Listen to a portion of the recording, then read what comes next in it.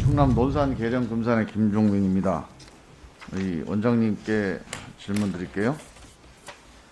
헌법 99조의 감사원은 세입세출 결산을 매년 검사해서 대통령과 천연도 국회에 결과를 보고해야 한다.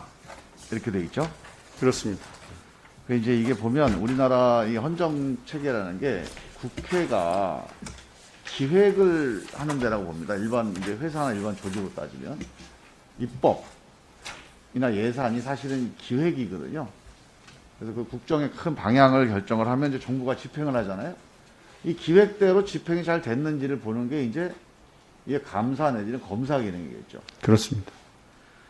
근데 이제 이 순환 구조에서 아무래도 이 행정부 집행부라는 게 엄청나게 크니까요. 이 집행을 다 감사 검사하기가 국회 300명 의원 내지는 뭐 입법 보조 인력으로 또는 그 보조 인력으로 다 하기가 어렵잖아요.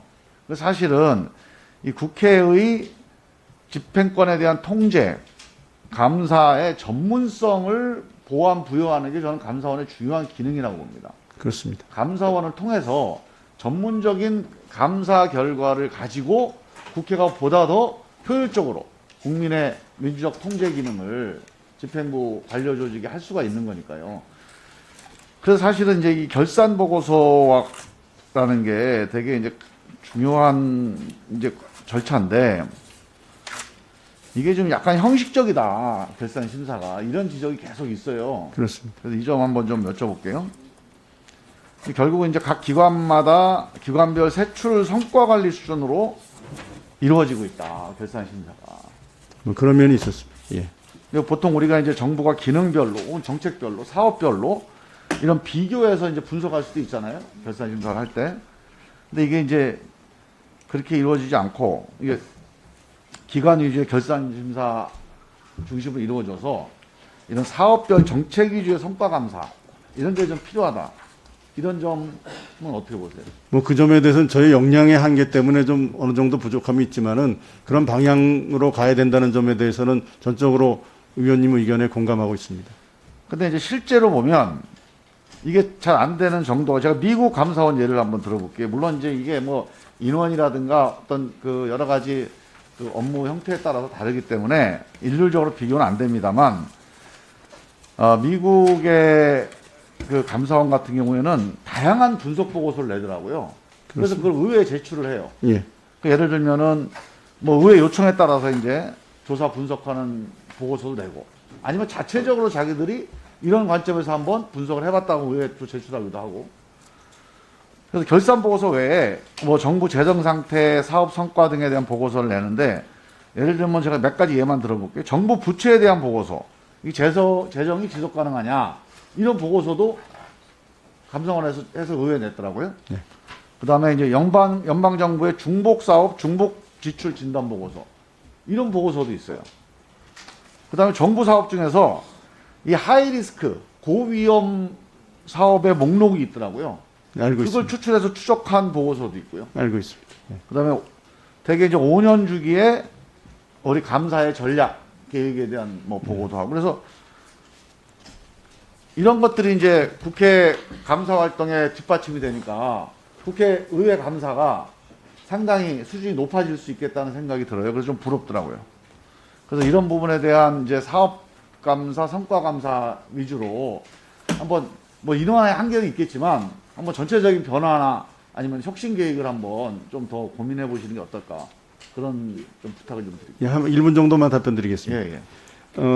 지금 GAO 예를 들으셨는데 이제 근본적으로 사실은 감사원이 가지고 있는 권한이 이제 처분 요구권이 있습니다. 처분 요구권이 있는데 그것 때문에 사실은 감사원이 일하는 데는 한계가 있습니다. 왜냐하면은 그 지금 김 의원님 말씀하신 대로 여러 가지 재정 상황이나 이런 것에 대해서 의견을 내는 게 아니라 저희는 처분 요구를 해야 되기 때문에 오히려 저희들이 해야 될 역할이 좀 줄어드는 면이 있습니다. 그래서 저희가 고민한 끝에 금년 초에 결산 보고서를 드릴 때 참고했던 그 감사에서는 제한 형식으로 그런 걸 포함시켰습니다만은 어쨌든 위원님께서 지금 지적하신 내용은 감사원이 그런 기능을 수행해서 의회의 어떤 예산 통제 기능이라든가 이런 것들을 잘 지원할 수 있도록 많이 고민해 보겠습니다. 예, 예.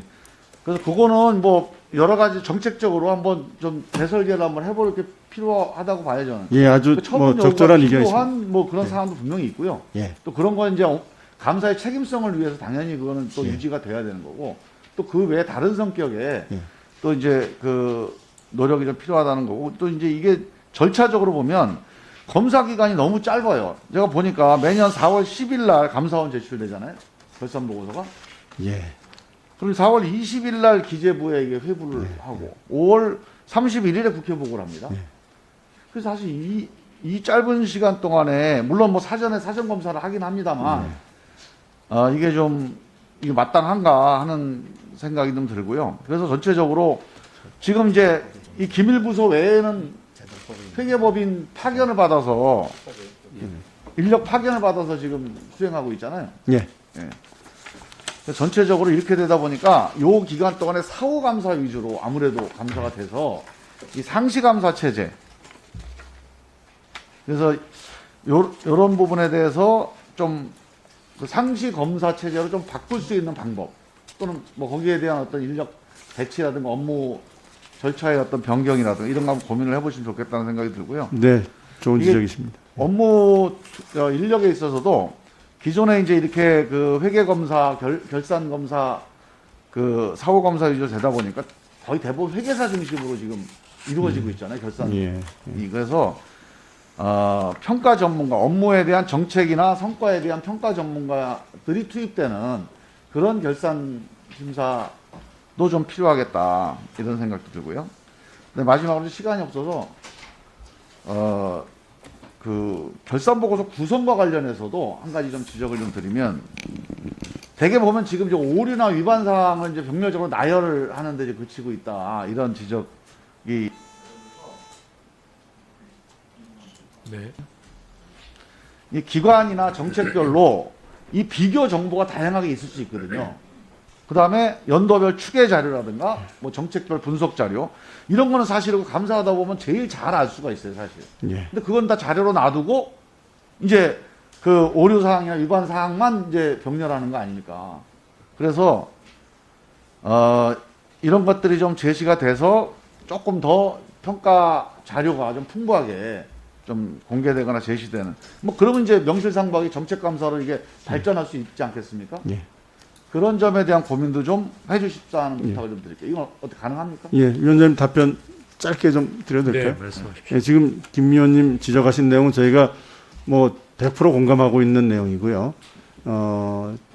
결산 보고서의 어떤 형식적인 그러한 형식에 그친다라는 점 저희가 고민을 해서 금년도 이제 결산 보고서에는 나름대로 국가 재정 전반에 관한 저희들이 분석을 한 결과를 제안으로 말씀드린 게 있고 그 부분은 계속 좀 저희들이 더 노력을 해서 충실한 결산 보고가 될 수 있도록 저희들이 좀 더 역량을 집중하겠습니다. 그리고 그 결산 보고 그 기간 문제는 또 국가재정법과 관련된 문제가 있어서 그 부분은 위원님께서도 만일에 그게 부족하다 그러면 그걸 좀 충분한 시간을 줄 수 있는 방법으로 좀 방안을 마련해 주시면은 저희들도 뭐 적극 협조해서 그렇게 되도록 노력하겠습니다.